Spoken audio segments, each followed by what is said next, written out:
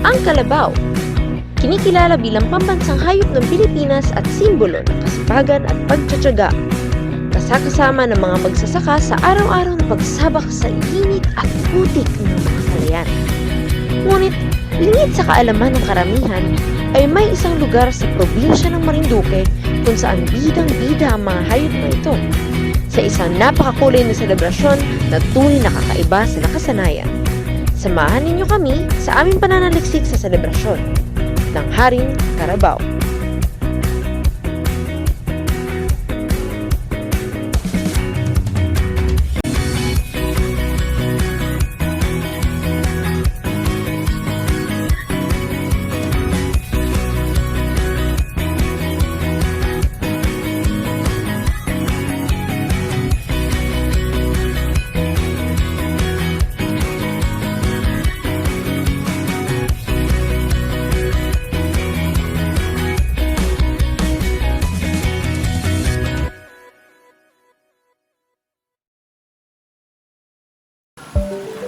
Ang Barangay Hupi ay isang simple, tahimik at mapayapang komunidad sa bayan ng Santa Cruz. Ngunit sa tuwing sasapit ang ika-6 ng Enero ay tila nagbabagong anyo ang tahimik na barangay na ito sa kanilang taong-taong pagsasabuhay sa selebrasyon ng Haring Carabao. Ngunit ano nga ba talaga ang tunay na kwento? Ayon kay Mr. Gerald Kirubin, isang dating guro sa Marinduque State College na nagsulat ng mga artikulo tungkol sa selebrasyon na ito, ang kwento ng Haring Carabao ay nakasentro sa mga pangyayari makatapos ang kapanganakan ni Jesus. Makatapos isilang ni Maria si Jesus sa sabsaban, ninais ng 3 haring mago na bisitahin ang sanggol. Bago pumunta, ay ipinagbigay alam nila kay Haring Herodes ang pakay ng kanilang paglalakbay. At dahil nag-alala siya na maaring ang Mesiyas na ito ang dahilan ng pagkakatanggal niya sa trono, inutusan niya ang 3 hari na sa kanilang pagbalik ay sabihin sa kanya ang lokasyon ng sanggol sapagkat plano niya itong patayin. Ngunit sa mensahe ng Diyos ay inutusan niyang mag-iba ng daan ang 3 hari. At dahil hindi na nalaman ang lokasyon ng sanggol na si Jesus na nooy nakatakas na kasama si Maria at Jose, ipinag-utos niya sa mga kawal na ipapatay lahat ng mga bata sa kanyang harian.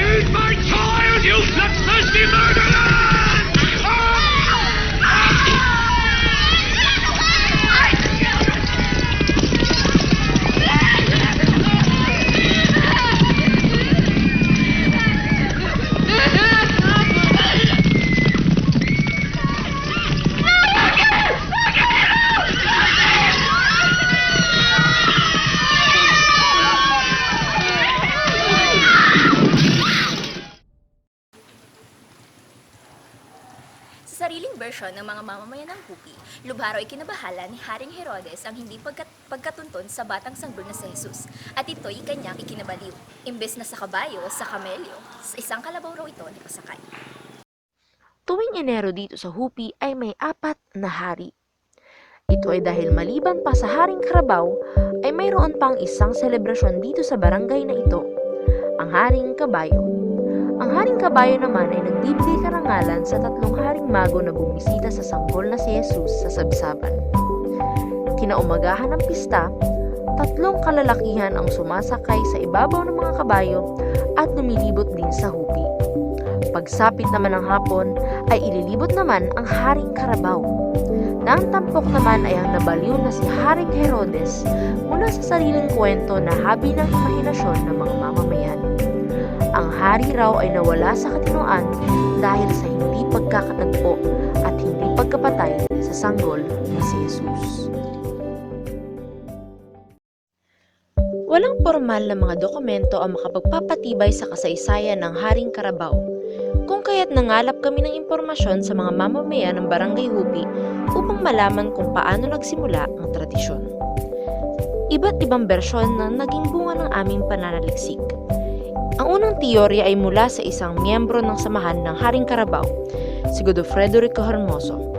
Ang ikalawang teorya naman ay nagmula sa asawa ng pamangkin ng isa sa mga fundadores ng Haring Carabao.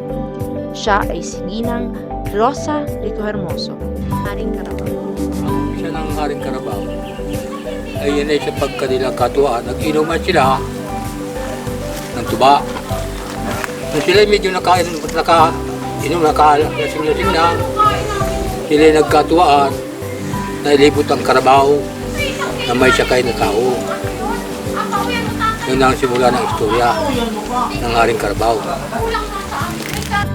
Nakangalap kami ng isang teorya mula sa isang kamag-anak ng isa sa mga fundadores ng Haring Carabao, si Ginang Rosa Rico Hermoso. Yung kininto ko sa inyo, yun ay dun sa tiyahin ng asawa ko.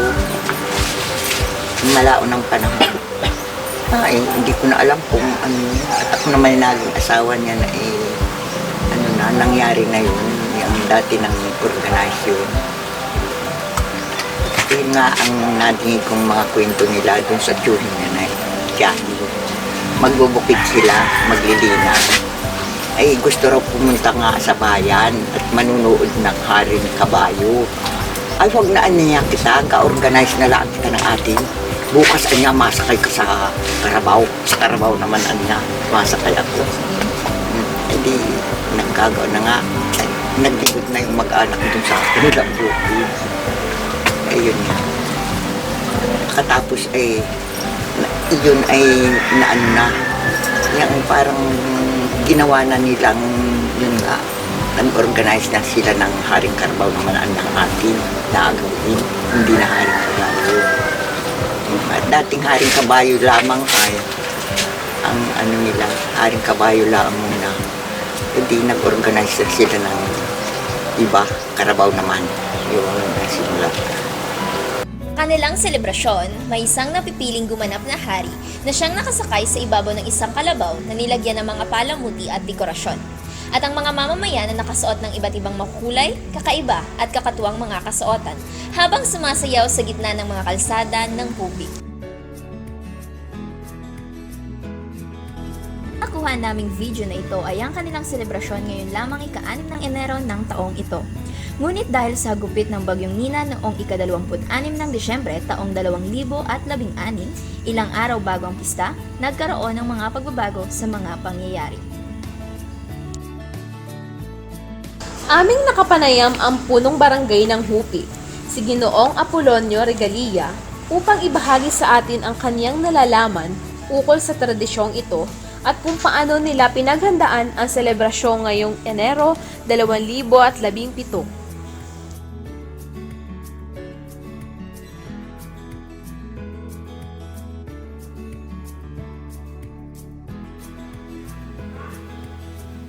Sa selebrasyon ng Haring Carabao. So ito'y taon-taon na pamula nung ako'y bata pa, ito ay kinagisnan ko na rin galing ito sa aming matatandang mga ninuno na nagtayo sila ng sama ng Haring Carabao at tuwing ika-6 ng Enero ay may tradisyon na ginaganap dito na maglibot ng Haring Carabao samahan ito ng mga taga-Hupi. At ito ay kahit bumagyo kami, ang ginawa namin preparasyon, ito nakahanda na rin. Hindi pwede itong mawala. Katulad ng ito bago magsimula, ng kuwan ito ay may diyana. Ang mga samahan na silang may sponsor bago prosesyon ang sama ng Santo Niño. Alas 3 ng madaling araw hanggang alas 4, alas 5 ay may diyana dito sa pamumuno ng Haring Carabao na parang sila ang may sponsor na ng pagdyan para magising ang mga tao. Tapos, pag ito'y may misa, ang hari na nasasakay sa kalabaw ay nakaharap din sa misa parang kasama ng Haring Kabayo. At ito ay pakapag-misa, kakain muna ang mga membro ng samahan. Pagkatapos, pagdating ng alauna ng hapon, sila naman ang maglilibot sa buong barangay. At doon makikita ang mga ginagawa nila. May costume, sinasabugan ng pera, hindi ang pagtapat ng sabay-bay ang mga membro ng samahan at maraming kasamang mga bata, matanda na naka-costume ng sari-sari na yun ang nakaka-attract sa mga turista dito sa aming barangay. At sa buong Santa Cruz dito lang sa Barangay Hupi ang may ganitong Haring Kalabaw na kada ika-6 ng Enero ay pinagbiriwan dito. Sinasabay sa selebrasyon sa Piyesta ng Santo Niño. At sa gabi, ito ay may sayawan, ang matatanda, ito ay parang marriage ball din na mga membro na kung saan ay magkasama yung dalawang samahan, Haring Kabayo, sama ng 3 Haring Kabayo at Haring Kalabaw. Bali, 4 ang hari po dito sa Hupi na magkakasama. Masaya, doon nagkakaroon ng panibagong palamunutan, lalo na alas 10 ng gabi ay papalamunutan at pipili ulit kung sino sasabay sa susunod.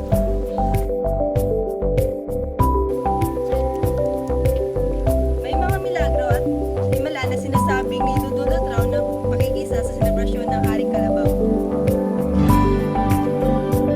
Isang paniniwala dito sa Hupi na may kakabit na mga biyaya ang pagsali sa Haring Karabaw.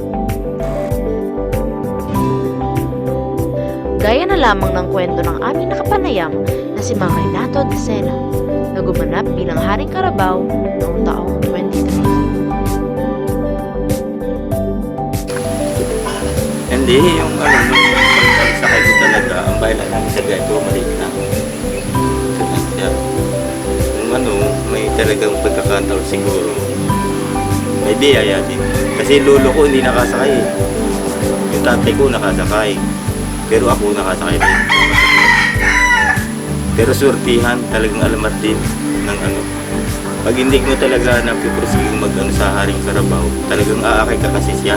Kasi ang patron. Yung kami, yung panata ko na. Tapos yung mga ko na doon, tapat na yung nasa abroad eh. Kaya parang din, surti. Biyaya din talaga. Ay, si Jason, natin yung asawa. Tapos si Baham, nagkasasakay lang kahapon. Si Man. Tapos yung Pupoy, Mary Ann, nasa Taiwan. Yung mga anak mo dyan.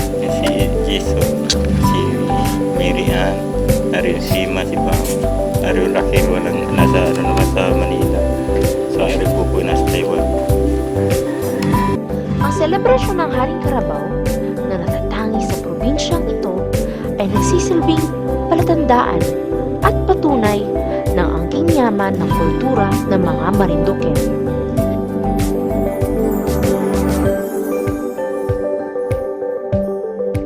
Isa rin itong paalala na dapat nating pagtibayin ang ating pananampalataya sa tunay at iisang hari ng mga hari, walang iba kundi si Jesucristo.